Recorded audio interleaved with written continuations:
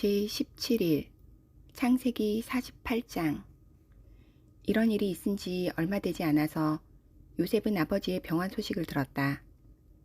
요셉은 두 아들 므낫세와 에브라임을 데리고 아버지를 뵈러 갔다. 야곱, 곧 이스라엘은 자기 아들 요셉이 왔다는 말을 듣고서 기력을 다하여 침상에서 일어나 앉았다. 야곱이 요셉에게 말하였다. 전능하신 하나님이 가나안 땅 루스에서 나에게 나타나셔서 거기에서 나에게 복을 허락하시면서 나에게 이르시기를 내가 너에게 수많은 자손을 주고 그 수가 불어나게 하겠다. 내가 너에게서 여러 백성이 나오게 하고 이 땅을 너의 자손에게 주어서 영원한 소유가 되게 하겠다 하셨다. 내가 너를 보려고 여기 이집트로 오기 전에 내가 이집트 땅에서 낳은 두 아이는 내가 낳은 아들로 삼고 싶다. 르우벤과 시므온이 나의 아들이듯이 에브라임과 므낫세도 나의 아들이다. 이 두 아이 다음에 낳은 자식들은 너의 아들이다. 이 두 아이는 형들과 함께 유산을 상속받게 할 것이다. 내가 밧단을 떠나서 고향으로 돌아올 때 슬프게도 너희 어머니 라헬이 가나안 땅에 다 와서 조금만 더 가면 에브랏에 이를 것인데 그만 길에서 세상을 떠나고 말았다. 나는 너희 어머니를 에브랏 곧 베들레헴으로 가는 길 옆에 묻었다. 이스라엘이 요셉의 아들들을 보면서 물었다. 이 아이들은 누구냐? 요셉이 자기 아버지에게 대답하였다. 이 아이들은 여기에서 하나님이 저에게 주신 자식들입니다. 이스라엘이 말하였다. 아이들을 나에게로 가까이 데리고 오너라. 내가 아이들에게 축복하겠다. 이스라엘은 나이가 많았으므로 눈이 어두워서 앞을 볼 수 없었다. 요셉이 두 아들을 아버지에게로 이끌고 가니 야곱이 그들에게 입을 맞추고 끌어안았다. 이스라엘이 요셉에게 말하였다. 내가 너의 얼굴을 다시 볼 것이라고는 생각도 못하였는데 이제 하나님은 내가 너의 자식들까지 볼 수 있도록 허락하셨구나. 요셉은 이스라엘의 무릎 사이에서 두 아이들을 물러나게 하고 땅에 얼굴을 대고 엎드려서 절을 하였다.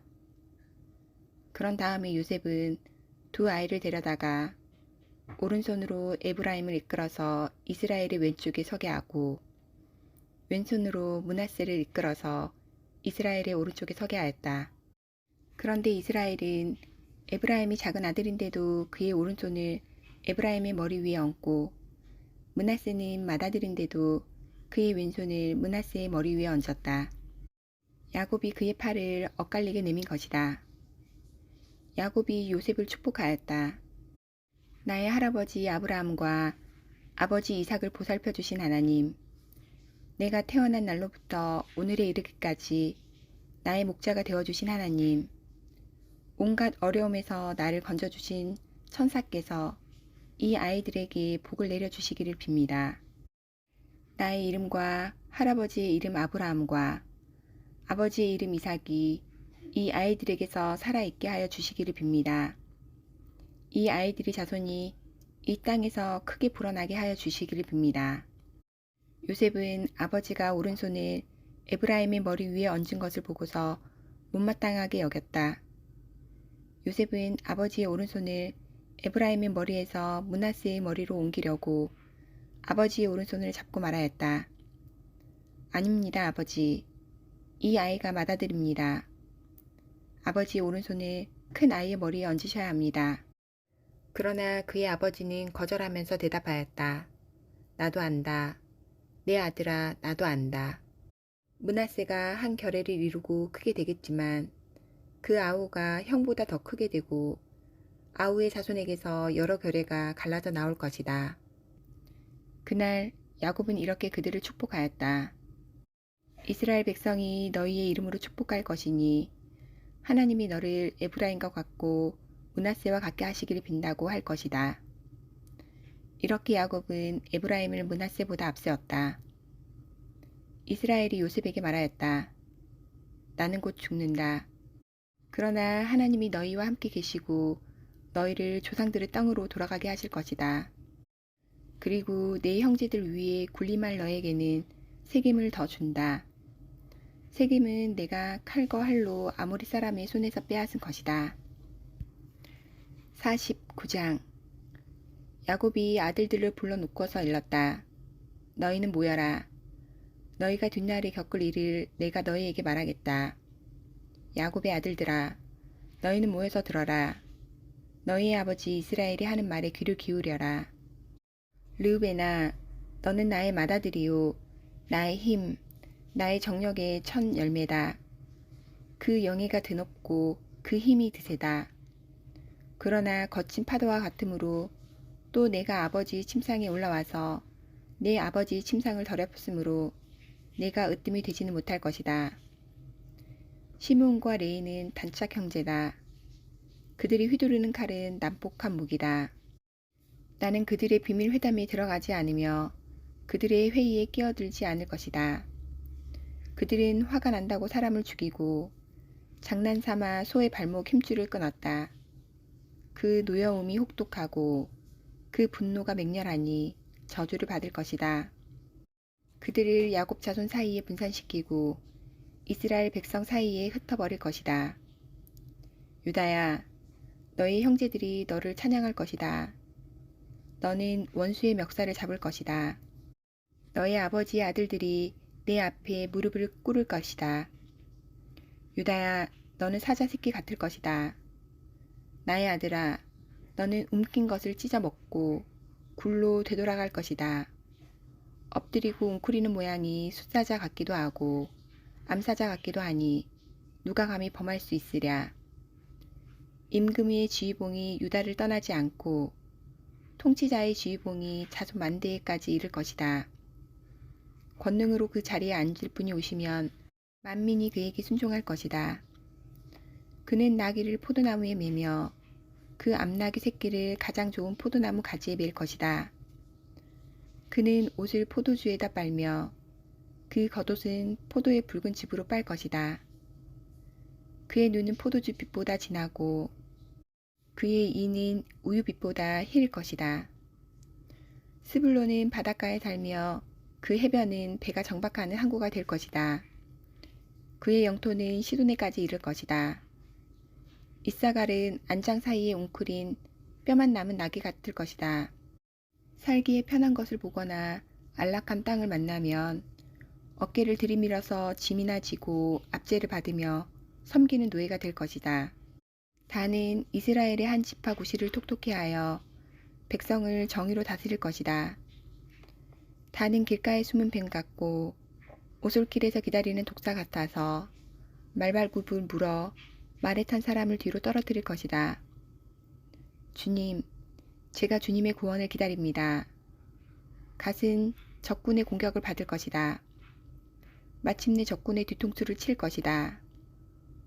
아슬에게서는 먹거리가 넉넉히 나올 것이니 그가 임금의 수라상을 맡을 것이다. 납달리는 풀어놓은 암사슴이어서 그 재롱이 귀여울 것이다. 요셉은 들망아지, 샘 곁에 있는 들망아지, 언덕 위에 있는 들나귀다. 사수들이 잔인하게 활을 쏘며 달려들어도 사수들이 적개심을 품고서 그를 관역으로 삼아도 요셉의 활은 그보다 튼튼하고 그의 팔에는 힘이 넘친다. 야곱이 섬기는 전능하신 분의 능력이 그와 함께 하시고 목자이신 이스라엘의 반석께서 그와 함께 계시고 너의 조상의 하나님이 너를 도우시고 전능하신 분께서 너에게 복을 베푸시기 때문이다. 위로 하늘에서 내리는 복과 아래로 깊은 샘에서 솟아오르는 복과 젖가슴에서 흐르는 복과 태에서 잉태되는 복을 베푸실 것이다. 너희 아버지가 받은 복은 태고적 산맥이 받은 복보다 더 크며 영원한 언덕이 받은 풍성함보다도 더 크다. 이 모든 복이 요셉에게로 돌아가며 형제들 가운데서 으뜸이 된 사람에게 돌아갈 것이다. 베냐민은 물어뜯는 일이다. 아침에는 빼앗은 것을 삼키고 저녁에는 움킨 것을 나눌 것이다. 이들은 모두 이스라엘의 12지파이다. 이것은 그들의 아버지가 그들을 축복할 때 한 말이다. 그는 아들 하나하나에게 알맞게 축복하였다. 야곱이 아들들에게 일렀다. 나는 곧 세상을 떠나서 나의 조상들에게로 돌아간다. 내가 죽거든 나의 조상들과 함께 있게 햇사람 에브론의 밭에 있는 묘실에 묻어라. 그 묘실은 가나안 땅 마므레 앞 막벨라 밭에 있다. 그 묘실은 아브라함 어른께서 묘실로 쓰려고 햇사람 에브론에게서 밭과 함께 사두신 것이다. 거기에는 아브라함과 그분의 아내 사라 이 두 분이 묻혀 있고 이삭과 그분의 아내 리브가 이 두 분도 거기에 묻혀 있다. 나도 너희 어머니 레아를 거기에다 묻었다. 밭과 그 안에 있는 묘실은 햇사람들에게서 산 것이다. 야곱은 자기 아들들에게 이렇게 이르고 나서 침상에 똑바로 누워 숨을 거두고 조상에게로 돌아갔다. 50장 요셉이 아버지의 얼굴에 엎드려서 울며 입을 맞추고 시위들을 시켜서 아버지 이스라엘의 시신에 방부제 향 재료를 넣게 하였다. 시위들이 방부제 향 재료를 넣는데 꼬박 40일이 걸렸다. 시신이 썩지 않도록 향 재료를 넣는데도 이만큼 시간이 걸린다. 그리고 이집트 사람들이 그의 죽음을 애도하며 70일을 곡하였다. 곡하는 기간이 지나니 요셉이 바로의 궁에 알렸다. 그대들이 나를 너그럽게 본다면 나를 대신하여 바로께 말씀을 전해주시오. 우리 아버지가 운명하시면서 내가 죽거든 내가 가나안 땅에다가 준비하여 둔 묘실이 있으니 거기에 나를 묻어라 하시고 우리 아버지가 나에게 맹세하라고 하셔서 내가 그렇게 하겠다고 맹세하였소. 내가 올라가서 아버지를 장사 지내고 올 수 있도록 허락을 받아주시오. 요셉이 이렇게 간청하니 고인이 맹세시킨 대로 올라가서 선친을 장사 지내도록 하라는 바로의 허락이 내렸다. 요셉이 자기 아버지를 묻으러 올라갈 때에 바로의 모든 신하와 그 궁에 있는 원로들과 이집트 온 나라에 있는 모든 원로와 요셉의 온 집안과 그 형제들과 아버지 집안 사람이 그들에게 딸린 어린 아이들과 양떼와 소떼는 고센 땅에 남겨둔 채로 요셉과 함께 올라가고 거기에다 병거와 기병까지 요셉을 호위하며 올라가니 그 굉장한 상여 행렬이 볼만하였다. 그들은 요단강 동쪽 아닷 타작 마당에 이르러서 크게 애통하며 호곡하였다. 요셉은 아버지를 생각하며 거기에서 이레 동안 애곡하였다. 그들이 타작 마당에서 그렇게 애곡하는 것을 보고 그 지방에 사는 가나안 사람들은 이집트 사람들이 이렇게 크게 애곡하고 있구나 하면서 그곳 이름을 아벨 미스라임이라고 하였으니 그곳은 요단강 동쪽이다. 야곱의 아들들은 아버지가 명령한 대로 하였다. 아들들이 아버지의 시신을 가나안 땅으로 모셔다가 마므레 앞 막벨라 밭에 있는 굴에 장사하였다.